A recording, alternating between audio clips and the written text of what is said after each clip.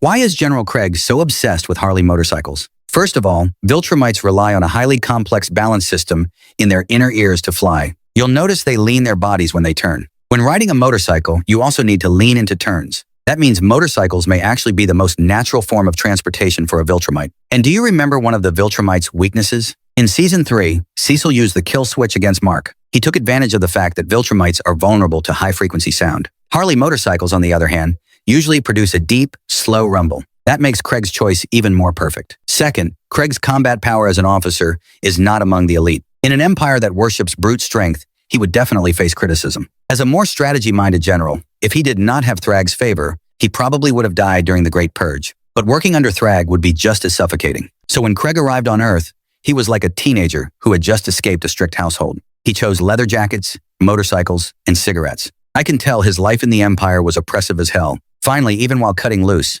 Kregg never forgot to complete the mission. Unlike the other Viltrumites who only know how to fight, Kregg wins through intelligence and empathy. When he tried to convince Mark to give up Earth, he showed that he was capable of considering someone else's perspective and even acknowledged Mark's emotional attachment to the planet. So this time, it was the same logic. If the mission now is to reproduce as much as possible, what identity would attract women more easily than a biker hanging out in bars?